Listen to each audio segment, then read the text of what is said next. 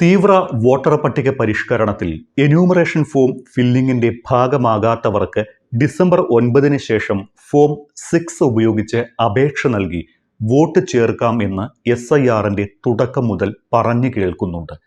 SIRന്റെ ഒന്നാം ഘട്ടമായ വിവരശേഖരണം അവസാന റൗണ്ടിലേക്ക് കടക്കുമ്പോൾ എന്താണ് ഫോം 6 എന്നും അത് എങ്ങനെ പൂരിപ്പിക്കുമെന്നും അറിഞ്ഞിരിക്കേണ്ടത് അത്യാവശ്യമാണ്. അതോടൊപ്പം തന്നെ നാട്ടിലില്ലാത്ത പ്രവാസി വോട്ടർമാർക്ക് ഫോം 6A ഉപയോഗിക്കാമെന്നും തെരഞ്ഞെടുപ്പ് കമ്മീഷൻ നിർദ്ദേശിച്ചിട്ടുണ്ട്. ഇക്കാര്യത്തിൽ പാലിക്കേണ്ട മാർഗനിർദ്ദേശങ്ങൾ ഇവിടെ വിവരിക്കുകയാണ്. 18 വയസ്സ് പൂർത്തിയായ ഏതൊരു ഇന്ത്യൻ പൗരനും വോട്ടർ പട്ടികയിൽ പേര് ചേർക്കാൻ ഫോം 6 ആണ് ഉപയോഗിക്കുന്നത്. ഇവിടെ ഇപ്പോൾ SIR നടപടികൾ പുരോഗമിക്കുകയാണ്. 2002 2025 വോട്ടില്ലാത്തവർക്ക് SIRന്റെ കരട് പട്ടിക പ്രസിദ്ധീകരിച്ച ശേഷം ഫോം 6 ഉപയോഗിച്ച് പേര് ചേർക്കാൻ അവസരമുണ്ടാകും. ഒപ്പം മറ്റൊരു മണ്ഡലത്തിൽ നിന്ന് പുതിയ മണ്ഡലത്തിലേക്ക് വോട്ട് മാറ്റാൻ ഉള്ളവർക്കും ഫോം 6 ഉപയോഗിക്കാം. പേര്, വയസ്സ്, ലിംഗം, ജനനതീയതി, വിലാസം എന്നിവയെല്ലാമാണ് ഫോം 6ൽ രേഖപ്പെടുത്തേണ്ടത്. ഇവ തെളിയിക്കുന്നതിനായുള്ള രേഖകളും ഹാജരാക്കണം. ഫോം 6 ഉപയോഗിക്കുന്ന ഏതൊരു വോട്ടറും അതാത് മണ്ഡലത്തിന്റെ ഇലക്ടറൽ രജിസ്ട്രേഷൻ ഓഫീസർക്കാണ് അപേക്ഷ നൽകേണ്ടത്. മണ്ഡലത്തിന്റെ പേരും നമ്പരും കൃത്യമായി എഴുതിയിരിക്കണം. മണ്ഡലത്തിന്റെ പേരോ നമ്പരോ രേഖപ്പെടുത്താത്ത ഫോം തള്ളപ്പെടുകയും ചെയ്യും. ഇതറിയാത്ത വോട്ടറാണ് എങ്കിൽ ഫോം സമർപ്പിക്കുന്ന സമയം EROയുടെ സഹായം തേടണം. ഇംഗ്ലീഷിലോ മലയാളത്തിലോ ഫോം ഫിൽ ചെയ്യാം. ഭാഷ ഏതായിരിക്കണമെന്ന് നിർബന്ധമില്ല. ജോലി സ്ഥലത്തേക്ക് വോട്ട് മാറ്റാൻ അപേക്ഷിക്കുന്നവർ മുൻപ് ഒരു സർവീസ് ഇലക്ടറൽ റോളിലും ഉൾപ്പെട്ടിട്ടില്ല എന്ന് ഉറപ്പാക്കേണ്ടത് അത്യാവശ്യമാണ്. നല്ല ക്വാളിറ്റിയുള്ള ഏറ്റവും പുതിയ ഫോട്ടോ പതിപ്പിക്കുന്നതാണ് പിന്നീടുള്ള നടപടി. എങ്ങനെയാണ് ഫോം പൂരിപ്പിക്കേണ്ടത് എന്ന് നോക്കാം. ഏറ്റവും മുകളിൽ മണ്ഡലത്തിന്റെ പേരും നമ്പരുമാണ്. വോട്ടറുടെ പേര് രേഖപ്പെടുത്തേണ്ട സ്ഥലത്ത് ഇംഗ്ലീഷിലും മലയാളത്തിലും പേരെഴുതണം.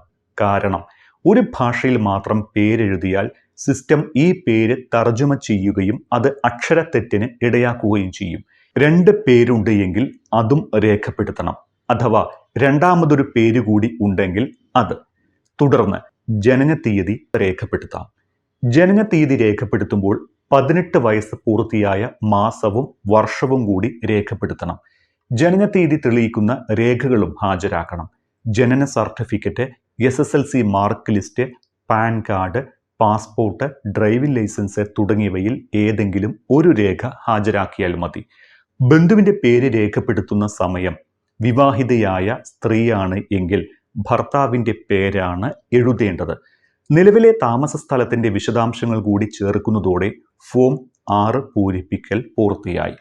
ഇനി പ്രവാസി വോട്ടർമാർക്ക് അവരുടെ വോട്ട് ചേർക്കുന്നതിനാണ് ഫോം 6A തെരഞ്ഞെടുപ്പ് കമ്മീഷൻ നിർദ്ദേശിക്കുന്നത്.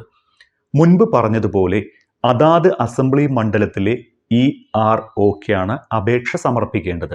ഏത് സംസ്ഥാനത്തെ, ഏത് ജില്ലയിലെ, ഏത് മണ്ഡലത്തിലെ EROക്കാണ് അപേക്ഷ സമർപ്പിക്കുന്നത് എന്നത് വ്യക്തമായി എഴുതണം. അതിന് താഴെ മുൻകൂട്ടി പ്രിന്റ് ചെയ്ത ഒരു അപ്ലിക്കേഷൻ ഫോം ഉണ്ട്. ഇതിൽ എഴുതിയിട്ടുണ്ടാകുക മേൽപ്പറഞ്ഞ നിയമസഭാ മണ്ഡലത്തിലെ വോട്ടർ പട്ടികയിൽ പ്രവാസിയായ തൻ്റെ പേര് ഉൾപ്പെടുത്തണമെന്നാണ്. ഇനി വിവരങ്ങൾ നൽകലാണ് അടുത്ത ഘട്ടം. ഫോമിന്റെ A ഭാഗമായ ഇവിടെ പേര് പൂർണ്ണമായും എഴുതുക. അഥവാ പേര് 2 പേരുണ്ടെങ്കിൽ അത് തരംതിരിച്ചെഴുതണം. ജനനതീയതി വർഷവും മാസവും ദിവസവും സഹിതം കൃത്യമായി എഴുതിയ ശേഷം ലിംഗം എഴുതണം. ജന്മസ്ഥലം, സംസ്ഥാനം, ജില്ല, ഗ്രാമം അല്ലെങ്കിൽ പട്ടണം എന്നിങ്ങനെ തരംതിരിച്ചെഴുതണം. അച്ഛൻ്റെയോ അമ്മയുടെയോ അല്ലെങ്കിൽ വിവാഹിതയായ സ്ത്രീയെങ്കിൽ ഭർത്താവിൻ്റെയോ പേര് പൂർണ്ണമായും എഴുതണം. ഇനി വേണ്ടത് വിലാസമാണ്. ഇന്ത്യയിൽ നിലവിലുള്ള വിലാസം, വീട്ടു നമ്പർ, പ്രദേശം, ഗ്രാമം, പട്ടണം, post office, pin number, taluk, ജില്ല എന്നിവ പൂർണ്ണമായും നൽകേണ്ടതുണ്ട്. തുടർന്ന് പാസ്പോർട്ട് വിശദാംശങ്ങളും. ഇതിൽ പാസ്പോർട്ട് നമ്പർ, പാസ്പോർട്ട് ഇഷ്യൂ ചെയ്ത സ്ഥലം, തീയതി, കാലാവധി, തീയതി എന്നിവ വ്യക്തമായി രേഖപ്പെടുത്തി വിസ വിവരങ്ങളും, അതായത് വിസ നമ്പർ, ഏത് തരം വിസയാണ്, വിസ അടിച്ച തീയതി, കാലാവധി, ഏത് രാജ്യമാണ് വിസ അനുവദിച്ചത് എന്നിവയും പൂരിപ്പിച്ച് നൽകണം. ശേഷം എന്ത് കാരണത്താലാണ് ഇന്ത്യയിൽ നിന്ന് മാറി നിൽക്കുന്നത് എന്നും എപ്പോൾ മുതലാണ് നാട്ടിൽ നിന്ന് പോയത് എന്നും രേഖപ്പെടുത്തി നിലവിലെ രാജ്യത്തെ താമസ സ്ഥലത്തെ വിലാസവും ഔദ്യോഗിക വിലാസവും രേഖപ്പെടുത്തി പ്രതിജ്ഞ ഒപ്പിടുന്നതോടെ ഈ പ്രക്രിയ പൂർത്തിയാകും. 2002-ലെയോ 2025-ലെയോ പട്ടികയിൽ പേരില്ലാത്തവർ ആശങ്കപ്പെടേണ്ടതില്ല എന്ന് തെരഞ്ഞെടുപ്പ് കമ്മീഷൻ അറിയിച്ചിട്ടുണ്ട്. ആരുടെയും വോട്ട് നഷ്ടമാകില്ല എന്നും കരട് പട്ടിക വന്ന ശേഷം ഇപ്പറഞ്ഞ രീതിയിൽ അപേക്ഷിക്കാവുന്നതേയുള്ളൂവെന്നും കമ്മീഷൻ വ്യക്തമാക്കിയിട്ടുണ്ട്. അതുകൊണ്ട് ക്ഷമയോടെ കാത്തിരുന്ന് സമ്മതിദാനാവകാശം നഷ്ടമാകാതെ ഉപയോഗിക്കുകയാണ് ഏറ്റവും നല്ലത്. ഇനി നിങ്ങൾ SIRന്റെ ഭാഗമാണ്, ഇതുവരെ BLO നിങ്ങൾക്ക് ഒരു SIR ഫോം കൊണ്ടുവന്ന് തന്നിട്ടില്ല എങ്കിൽ നിങ്ങൾക്ക് ഓൺലൈനിൽ കയറി ഒരു 5-10 മിനിറ്റിനകം SIR ഫോം ഫിൽ ചെയ്ത് നൽകാൻ കഴിയും. കൃത്യമായിട്ട് മൊബൈൽ നമ്പർ വോട്ടർ ID-യുമായി ബന്ധിപ്പിച്ചിട്ടുണ്ടെങ്കിൽ ഇത് ഏറ്റവും സിമ്പിളാണ്. അല്ല എങ്കിൽ അവിടെ ഫോം 8 ഫിൽ ചെയ്യാനുള്ള സൗകര്യവുമുണ്ട്. ഒരു 10 മിനിറ്റിനകം നിങ്ങൾക്കിത് പൂരിപ്പിക്കാവുന്നതേ ഉള്ളൂ ഓൺലൈനിൽ. അതിൻ്റെ മാതൃക ഞാൻ കഴിഞ്ഞ ദിവസം പറഞ്ഞിരുന്നു. ആ വീഡിയോ കൂടി ഇതോടൊപ്പം ചേർക്കുകയാണ്. ആദ്യമായി ചെയ്യേണ്ടത് voters.eci.gov.in എന്ന തെരഞ്ഞെടുപ്പ് കമ്മീഷന്റെ വെബ്സൈറ്റിൽ കയറണം. ഈ ലിങ്കിൽ കയറിയാൽ ചെന്നെത്തുക കമ്മീഷൻ വെബ്സൈറ്റിന്റെ ഹോം പേജിലേക്കാണ്. ഹോം പേജിൽ എന്യൂമറേഷൻ ഫോമിന്റെ പേജിലേക്കുള്ള ലിങ്ക് കാണും. ഫിൽ എന്യൂമറേഷൻ ഫോം എന്ന ലിങ്കിൽ ക്ലിക്ക് ചെയ്താൽ ലോഗിൻ ചെയ്യാനുള്ള പേജ് തുറന്നു വരും. നിലവിൽ രജിസ്റ്റർ ചെയ്തിട്ടുള്ളവരാണ് എങ്കിൽ ലോഗിൻ ചെയ്യാൻ മൊബൈൽ നമ്പർ നൽകി മൊബൈലിൽ വരുന്ന OTP എൻ്റർ ചെയ്താൽ എന്യൂമറേഷൻ ഫിൽ എന്ന പേജിലേക്ക് കയറാൻ സാധിക്കും. ഇനി നിലവിൽ രജിസ്റ്റർ ചെയ്തിട്ടില്ലാത്ത വോട്ടറാണ് എങ്കിൽ രജിസ്ട്രേഷനും എളുപ്പമാണ്. നേരത്തെ പറഞ്ഞതുപോലെ ഫിൽ എന്യൂമറേഷൻ എന്ന ലിങ്കിൽ കയറി ലോഗിൻ പേജിലേക്ക് എത്തുമ്പോൾ തന്നെ അതേ പേജിൽ ലോഗിൻ എന്നതിനൊപ്പം സൈനപ്പ് എന്ന മറ്റൊരു ഓപ്ഷനും ലഭിക്കും. പുതിയ ഉപയോക്താക്കൾ സൈനപ്പ് ലിങ്കിൽ ക്ലിക്ക് ചെയ്താണ് രജിസ്റ്റർ ചെയ്യേണ്ടത്. ഇതിനായി നിങ്ങളുടെ മൊബൈൽ നമ്പരും ഇമെയിൽ ID-യും അത്യാവശ്യമാണ്.